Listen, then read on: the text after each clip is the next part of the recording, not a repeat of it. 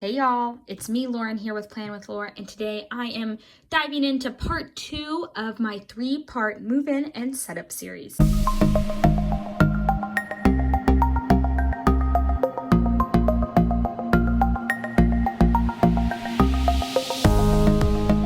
If you are new to my channel, welcome. I talk about all things planning, productivity, and how to use the resources that you have to plan today for a better tomorrow. Like I said in the intro, this is the second part of my 3-part moving in and setting up series. The first part, I talked about 15 different ways that you can use the notes pages, as well as some additional ideas. And if you check out in the comments, there are even more ideas to utilize your planner. Today, you're probably wondering why I have 5 planners here, and I promise it will all make sense. But I'm going to be talking about the different dashboard pages, as well as some of the miscellaneous pages in the planner for different ways that you can use them.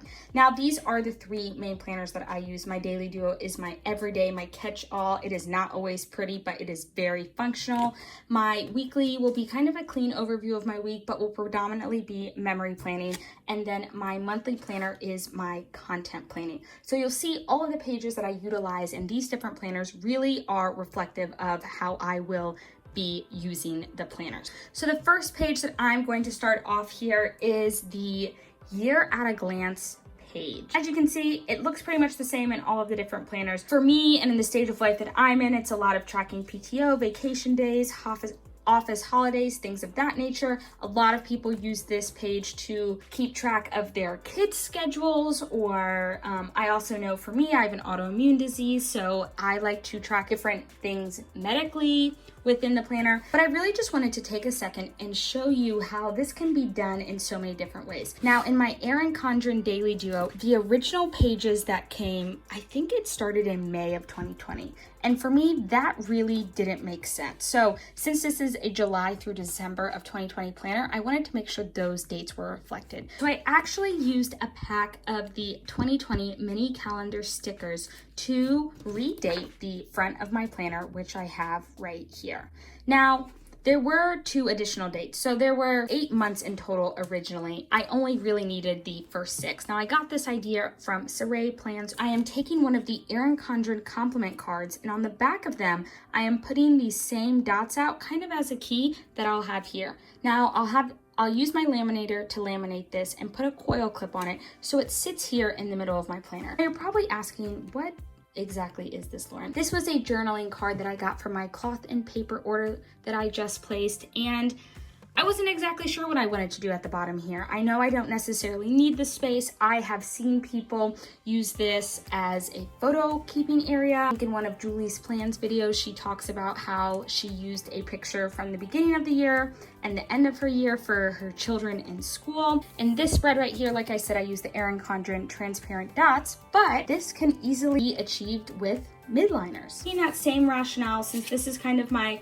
larger planners, I use my midliners to make a guide, and that will be reflected here in this planner. Just another idea of how you can achieve that same look and feel in your planner with or without stickers. Okay, moving forward, I am going to talk about this 12-page spread. And since this is primarily a memory keeper planner for me, I am going to fill all of these with my favorite memory from the year. So I use the Erin Condren, the newest Erin Condren designer monthly book, and I use the washi and all of the different stickers in there to kind of decorate it. I'm still debating if it will be more of pictures that I use my Canon IV mini printer to make these different memories, or if it will be more journaling or a combination of both. But I'm really excited with how this all turned out.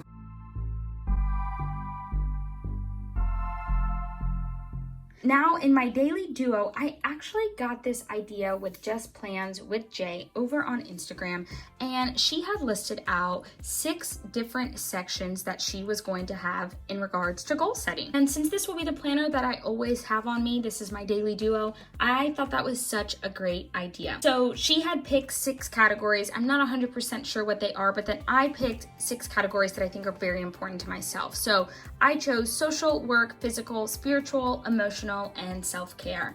I don't know exactly what my goal setting will look like. If you've seen any of my goal setting videos before, I've kind of gone back and forth on how I goal set and what works best for me. I'm loving the way that these are just 6 goals that I'm not going to try to overload myself, nothing more than 3 things that I can work on for 6 months and really reflect and see in the next 6 months if there's something I want to keep. I think that's one of the things I love the most about the Daily Duo is that since it's only 6 months, you essentially get to restart everything. Now I'm in my Erin Condren monthly planner. Since this is my content planner, I am filming a lot of what I am doing in my planners to put online and work my way through my humongous planner sticker stash. I wanted to take some time and go through my stickers and see what I had and create a plan with me schedule. I think this is super applicable whether you film content for YouTube or Instagram or just want to go through your stickers right now. Now, if y'all know me, you know I love my sticky notes, and I also knew that life changes. Instead of writing it all down in pen for the whole entire year, what I did is I used flag post-it notes and cut them in half to create this spread. So each of the 2 that you see here, they're actually a half of the tab, and where I had a sticker kit that I know that I wanted to use, I wrote them all in, and where I don't have them written in, I don't know what I'm going to use. Again, know myself, I'm still gonna buy stickers, I'm still gonna wanna use stickers, and so this gives me the flexibility of knowing that I have stickers that need to be used week to week. Now, since we're about to head into July here, I did go ahead and decide fully on what I wanted July to be, so I wrote that down in actual pen. And as I go month to month, what I will do is also write those down in pen just to signify them, make them a little bit more permanent. So those are the 3 ideas that I will be using as I move into my current planners, but I did want to bring up this spread from my softbound planner to show you exactly what it is. So I took the same idea of using these 12 boxes to represent 12 different months, and what I did in my softbound planner is all of these big stickers, those were dates that my boyfriend and I had put on the calendar. We actually did them through February, but as everyone knows, plans changed when we hit March. And then under each of those dates, I had a book from my bookshelf that I either wanted to read or reread. So this is just another idea. I have seen this 12-month spread used in so many different ways, fitness trackers, body weight measurements, so many different ideas. Leave me a comment down below how you use this page to give everybody else some additional ideas. So now we're going to move into the more traditional dashboard page and how I'm going to be using it in my 3 planners as well as some additional ideas. So this is what it looks like without any writing on it. But let me show you how I envision myself doing it. I do this month by month. The format for me usually stays the same, but slightly shifts dependent on my goals or just what my priorities are for the month. So for July, this is how I have it set up. I took a bunch of my inspiration from Katie Steiner over on Instagram. Y'all, I am telling you, Instagram, Facebook, Pinterest, such great places to look for ideas and inspiration on this. As I previously mentioned, I'm still trying to figure out what goal setting for me is going to look like, but one thing that Katie does is she kind of has a word for each month that just guides her, and I really like that idea. So I'm going to write that word here, write the definition of it, maybe find a quote or something in regards to that I can add there. I'm also going to add massive to-dos for the month. I think this line page has a lot of flexibility for you to do what you need to do for it. Now, I actually really liked using this section for birthdays, so I'm probably going to still keep it there, but I'm going to retitle it to important dates. So what I have is I have listed out the birthdays that we have in July, and I have the people's name, and then underneath them, you know, I have whether I'm getting them a card, whether I'm giving them a present with a checkbox. So what happens is after I actually send that card or buy that present and send it, I put a little check there. It's just an additional reminder for myself that there are kind of some action steps that I need to do. Then I also am putting down other important dates. So we're gonna do a little 4th of July celebration. Just my boyfriend here. We're gonna buy a kiddie pool, we're gonna get a mini grill, and we're gonna have our own cookout. So also putting down some stuff that I need to buy for that. What I'm planning to do here in July is have kind of some major things to schedule. So we need to get haircuts. Anybody else have quarantine haircuts? I don't know what that will look like in Boston in the month of July, but I'm going to put items like that, things that need to be scheduled, if we needed to get something maintenance, if we needed to do something with the car, kind of these bigger ideas. That's what will be down into to schedule. Goals, my plan is to list just some monthly overall goals that I want to happen or things that I just want to be mindful of. And then down here, I am going to track some habits. Now, I'm really excited for this page in my hourly. Over here on the lined page, I have a section for different things we're watching. So I'll be able to write out Netflix shows, movies that we watched during the month, some of our favorite recipes from our month, so I can remember as we sit down for our meal plans what we really liked, and then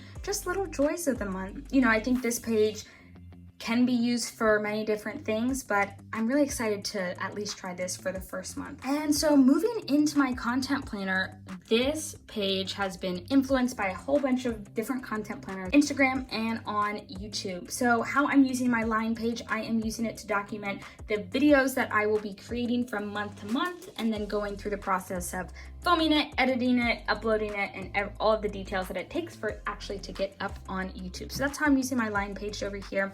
And then for the monthly page, I am using it for a whole bunch of things. I have some important social media dates here in July.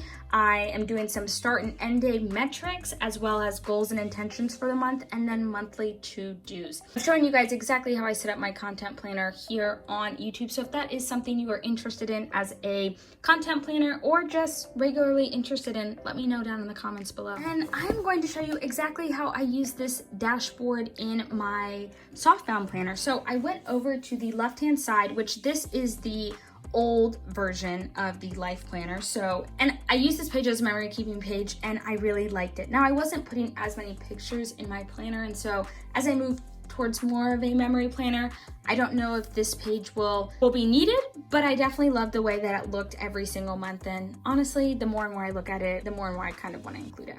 But then over to the right, what I did is I did a whole bunch when it came down on this page. I use this bottom graph section to do something big that I wanted to remember from the month. I did a savings challenge, so I tracked that progress there. I did a workout tracker for the month. I also created a little checklist when it came to household items that needed to be done. I tracked birthdays. When we traveled, I put one thing that I needed to make sure that was kind of out of the ordinary that I needed to take on our trips. I did that throughout the planner. Here's another one for February. So a whole bunch of different ideas of ways that you can use these dashboards. All right, you guys, well, that is all that I have for you here. This is a super quick video on just some different ideas of how to use the dashboards in your Erin Condren life planners. I hope you guys enjoyed this video. If you did, make sure to hit that red subscribe button. It lets YouTube know that you like my content, and it will start showing up in your feed more. If you guys have any questions, make sure to leave it in the comments down below. Like I said, I'm Lauren here with Plan with Laura, and I'll see y'all next time.